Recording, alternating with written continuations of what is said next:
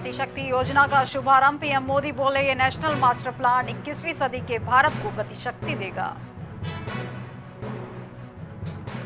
दिल्ली सरकार को एनटीपीसी का जवाब, कहीं बिजली की कमी नहीं, कंपनियां सिर्फ 70% ही खरीद रही। लखीमपुर हिंसा पर राष्ट्रपति से मिला कांग्रेस प्रतिनिधिमंडल। राहुल बोले अगर पिता मंत्री है तो निष्पक्ष जांच कैसे होगी। जम्मू कश्मीर में एक आतंकियों पर कहर बनकर टूट रहे सुरक्षा बल। 24 घंटे में 6 दहशतगर्द ढेर। देश में पिछले 24 घंटों में कोरोना के 15,823 नए केस दर्ज, 226 की मौत।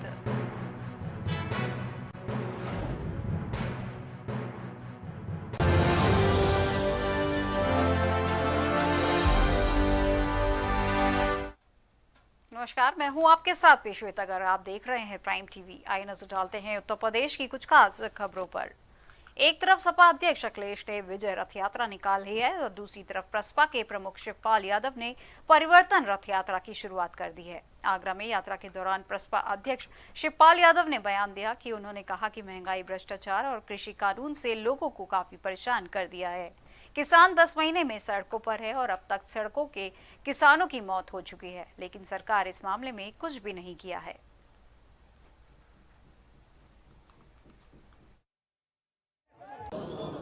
12 अक्टूबर से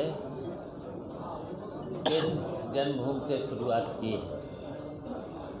अब ये यात्रा कृष्ण जन्मभूमि से शुरू हो करके पूरे उत्तर प्रदेश के हर जिले में हमारी सामाजिक परिवर्तन रथ यात्रा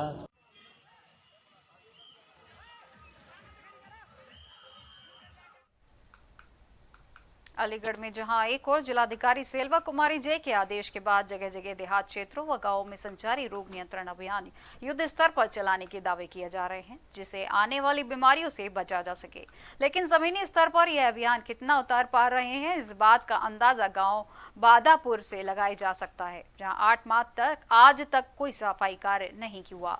दरअसल पूरा मामला जिला अलीगढ़ तहसील इगलास के गांव बादापुर का है, जहां पर गांव में 8 मार्च से कोई सफाई कार्य न होने से ग्रामीण नाराज नजर आए हैं, जिसके बाद खुद ग्रामीणों के द्वारा इसका जिम्मा उठाया गया।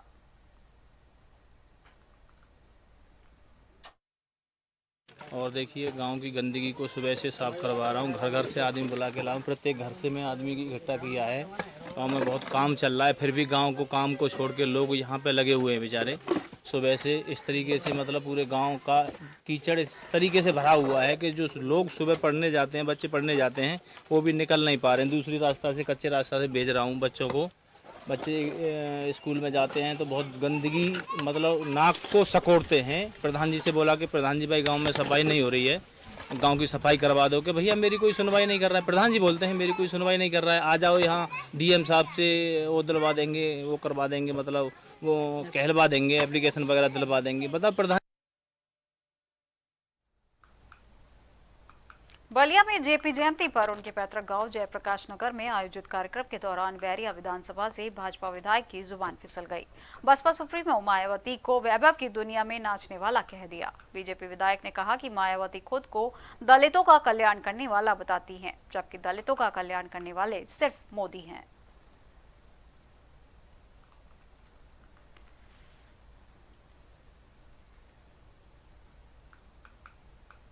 लखीमपुर में तिकोनिया कांड में हुई हिंसा ने गुस्साए हिंदू संगठन और ब्राह्मण समाज के लोग एक तरफा कार्रवाई से नाराज हैं।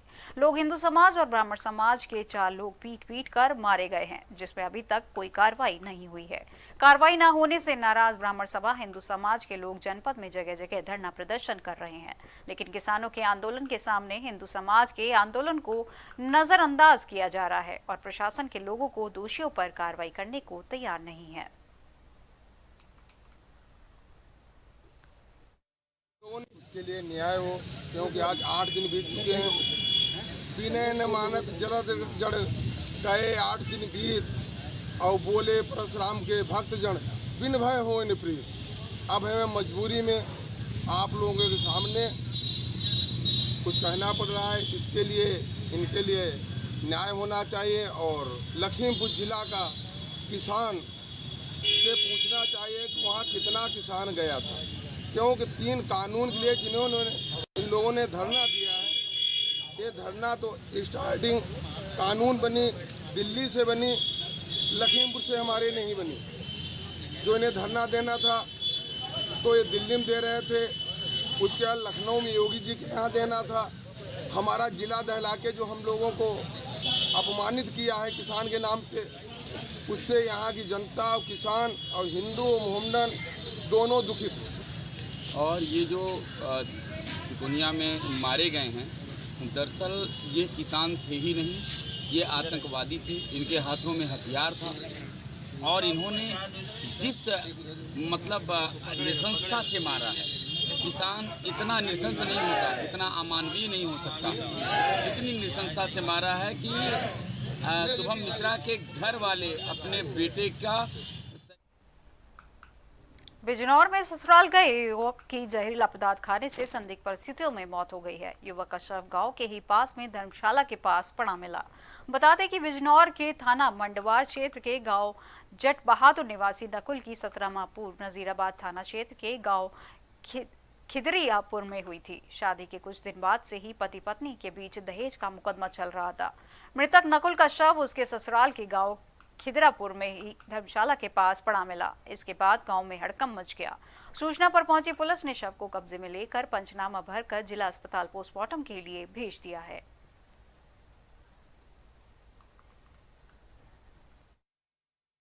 गांव झालापुर गूदड़ में प्रधान द्वारा सूचना दी गई कि एक व्यक्ति गांव मंडावर क्षेत्र का रहने वाला है, अपनी ससुराल आया हुआ है।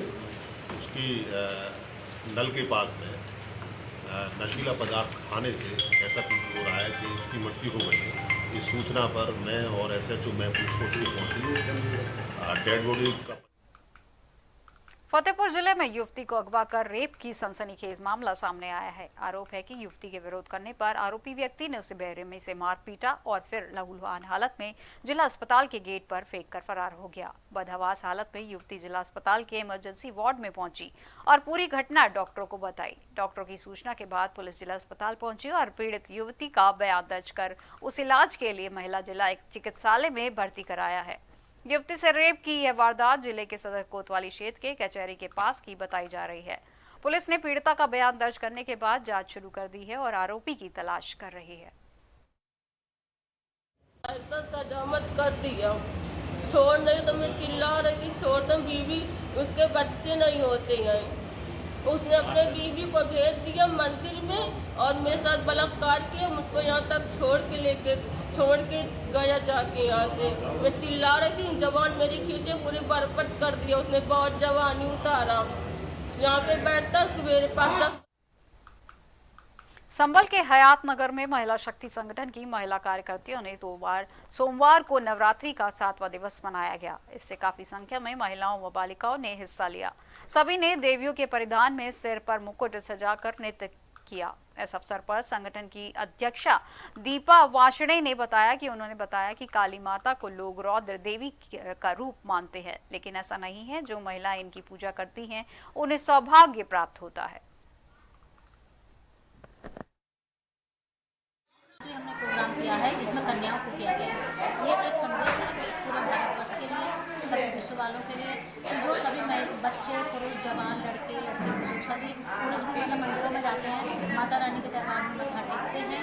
तो मतलब उनको ये है कि आप मंदिर में जा रहे हैं, पूजा कर रहे हैं, अच्छी बात है, लेकिन आप जो सबसे पहले अपने घर में जो महिलाएं हैं, बच्चियां हैं, उनका सम्मान करें। उनको मतलब ये लगना चाहिए कि हाँ भी हमें प्यार करते हैं, या बच्ची पैदा होने पर निराश ना हो। यही है कि हम बच्चियों को भी ये समझाएं कि वो एक शक्ति का रूप है। वो 2 कुलों को संभालती है। 2 कुलों की परिभाषा है जो एक गुरु को नापती है, माँ बाप के घर भी और पति के घर भी, दोनों परिवारों को संभालती है। तो उसे कभी भी हीन दृष्टि से ना देखा जाए। आज 7वां दिन है, महाकालरात्रि का जो माना जाता है, जो है 7वां दिन महाकालरात्रि का है। और इसमें हमने सबसे पहले कन्या का पूजन किया, छोटी छोटी कन्या का फूल और माला पहना। संभल के भारतीय किसान यूनियन असली के कार्यकर्ताओं ने बिजली विभाग के अधिकारियों पर गंभीर आरोप लगाते हुए धरना प्रदर्शन किया। भारतीय किसान यूनियन राजनीतिक असली के राष्ट्रीय महासचिव ऋषिपाल सिंह यादव ने कहा कि बिजली विभाग के अधिकारी किसानों का शोषण कर रहे हैं। बिजली विभाग के लोग रिश्वतखोरी में लिप्त रहते हैं। साथ ही ये भी कहा कि किसानों की समस्याओं को लेकर बिजली विभाग के खिलाफ अनिश्चितकालीन धरना प्रदर्शन तब तक चलेगा जब तक किसानों का शोषण नहीं रुकेगा। दूसरी ओर उन्होंने आने वाली 16 तारीख को महापंचायत करने की घोषणा की है और गुन्नौर तक मोटरसाइकिल रैली भी निकालने की बात कही है। भारतीय किसान यूनियन राष्ट्रीय प्रमुख सचिव हम लोगों ने उपजिलाधिकारी महोदय से विद्युत समस्याओं के समाधान हेतु एक मांग पत्र सौंपा। उसका समाधान हमारा अभी तक नहीं हुआ। हम लोगों ने 5 तारीख को यहाँ धरना स्थल पर बैठ गए। विद्युत वितरण खंड औराला पर इतनी अनियमितताएं हैं कि शेड्यूल के अनुसार बिजली नहीं मिल पा रही है। शेड्यूल के अनुसार 18 घंटे गाँव को 22 घंटे शहर को विद्युत ऊपर से अलाउड है, लेकिन यहाँ नहीं मिल पा रही है। यहाँ मात्र गाँव को मिल रही है 12-13 घंटे और शहर को भी बहुत कम बिजली मिल रही है।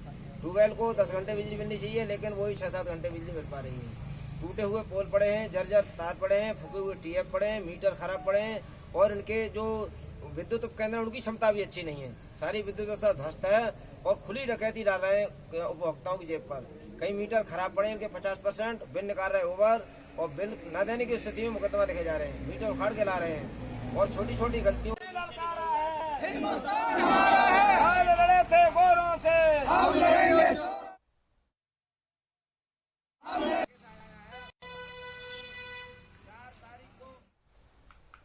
सोनभद्र में पिपरी थाना क्षेत्र के मुर्दवा बीजपुर मार्ग पर एक बड़ा हादसा हो गया। हादसे में मालवाहक वाहन पर सवार कई मजदूर घायल हो गए। वाहन चालक उसी में फंस गए, जिसे कड़ी मशक्कत के बाद निकाला गया। सूचना पर पहुंची पुलिस व 108 एम्बुलेंस की सहायता से घायलों को अस्पताल में भर्ती कराया गया। इस हादसे में कई अन्य लोग भी घायल हुए हैं। इधर से गुजर रहे लोगों की मदद से नजदीक के अस्पताल में इलाज कराया गया।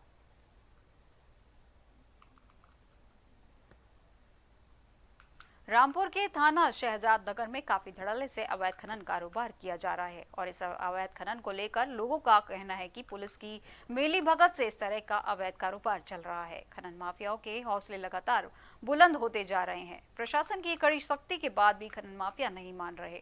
जिले में एनजीटी के नियमों के ताक पर रखकर अवैध कारोबार को किया जा रहा है। लोगों का कहना है कि शिकायत की गई है, लेकिन कोई फायदा नहीं हुआ और आज तक माफियाओं पर कार्रवाई भी नहीं की जा रही है। संभल में चंदौसी थाना क्षेत्र में पुरानी रंजिश के चलते रेलवे स्टेशन अधीक्षक के जान से मारने की नियत से पत्रकार पर जानलेवा हमला किया गया। ये सारी वारदात लगे सीसीटीवी कैमरे में कैद हो गई है।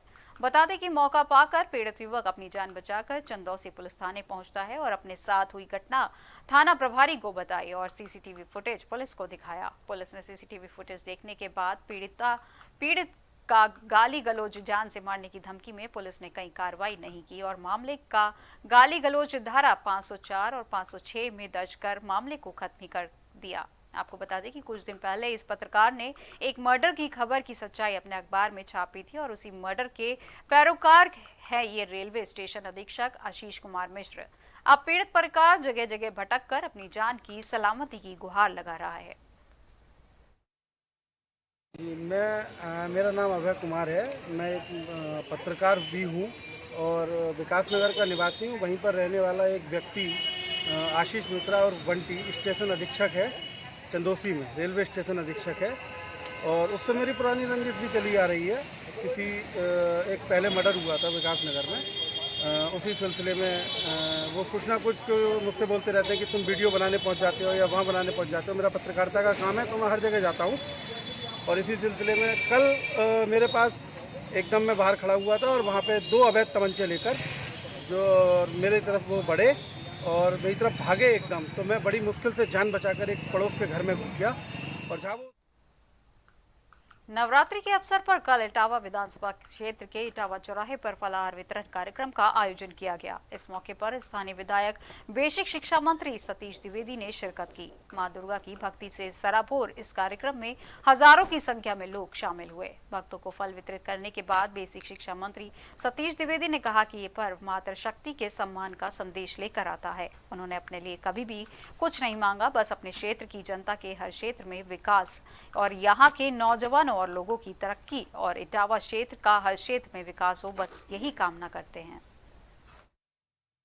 मैं हमेशा यही कामना करता हूं कि मेरा इटवा आगे बढ़े मेरा इटवा केवल सिद्धार्थनगर का ही नहीं, पूर्वांचल का और उत्तर प्रदेश का सबसे विकसित क्षेत्र बने। यहाँ के नौजवानों के शिक्षा के सारे साधन हों, यहाँ के नौजवानों को रोजगार मिल सके, यहाँ की सड़कें अच्छी हों, यहाँ के अस्पताल अच्छे हों और यहाँ के लोग शांति से रहें, किसी तरह की कोई अशांति ना हो, आपस में कोई मनमुटाव ना हो। हमेशा माँ से यही प्रार्थना करता हूँ कि इस क्षेत्र की जनता की सेवा का अवसर मिलता रहे और यह क्षेत्र। बिजनौर में जिलाधिकारी व एसपी द्वारा जारी चौक से मतदाता जागरूकता रैली को हरी झंडी दिखाकर एनसीसी के छात्र छात्राएं, एनएसएस के छात्र छात्राएं व कई स्कूलों के छात्र छात्राएं व सेवी संस्थाओं के साथ पैदल मार्च निकाला गया। मतदाता जागरूकता रैली में सभी को अपना नया वोटर कार्ड बनवाने, मतदान करने के लिए प्रेरित करते हुए लोकतंत्र के महत्व और मतदान के महत्व को समझाया गया। छात्र छात्राओं द्वारा अपने हाथों में बैनर और तख्तियां लेकर जागरूक किया गया। मतदाता जागरूकता रैली में अतिरिक्त जिला मजिस्ट्रेट, ज्वाइंट मजिस्ट्रेट, अपर पुलिस अधीक्षक व नगर क्षेत्र अधिकारी आदि मौजूद रहे। निर्वाचन आयोग के निर्देशानुसार मतदाताओं में जागरूकता पैदा करने के लिए, नए मतदाता बनने के लिए, जिनमें कोई मतदाता के नाम की सही कराने के लिए और लोकतंत्र के अपने जो अधिकार हैं वोट देने का, उसके लिए जागरूक करने के लिए रैली निकाली गई है, जिसमें एनसीसी के बच्चे, एनएसएस के बच्चे, स्काउट के बच्चे। संभल से एक बड़ी खबर सामने आ रही है, जहां तेज रफ्तार का कहर थमने का नाम नहीं ले रहा। आगरा मुरादाबाद हाईवे तथा दिल्ली बदायूं हाईवे पर हुई दो अलग अलग सड़क दुर्घटनाओं में एक महिला सहित 5 लोग गंभीर रूप से घायल हो गए हैं। सभी घायलों को 108 एम्बुलेंस की मदद से पुलिस ने गंभीर हालत में नजदीक स्वास्थ्य केंद्र में भर्ती कराया गया और कार चालक एवं परिचालक दोनों लोगों को मौके पर ही पकड़ लिया गया।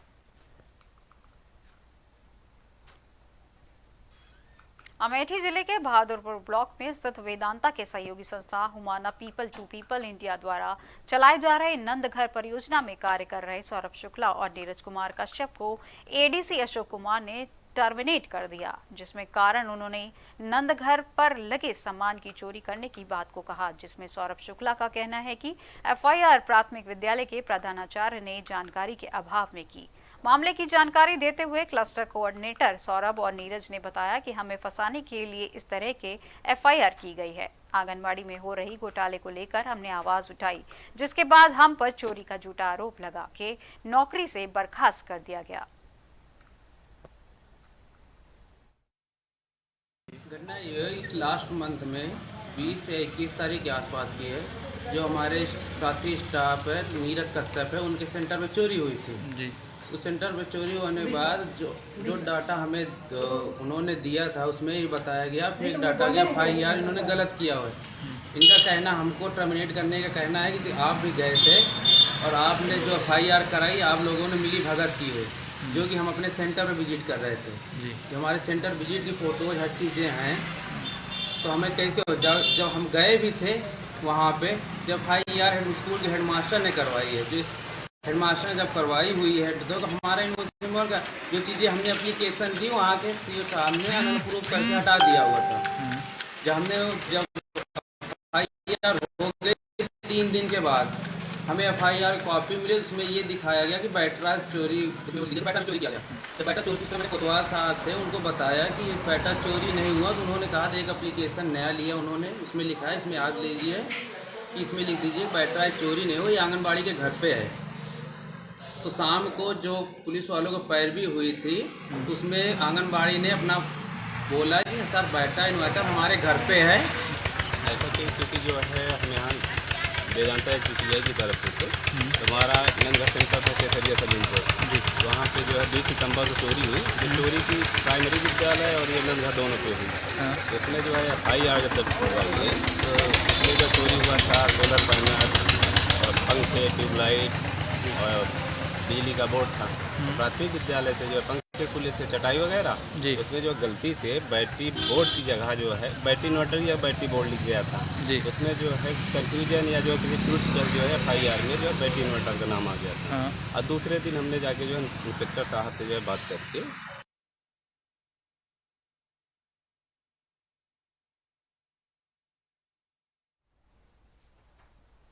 उत्तर प्रदेश की अब तक की खबरों में बस इतना ही और तमाम खबरों के लिए देखते रहिए प्राइम टीवी। नमस्कार।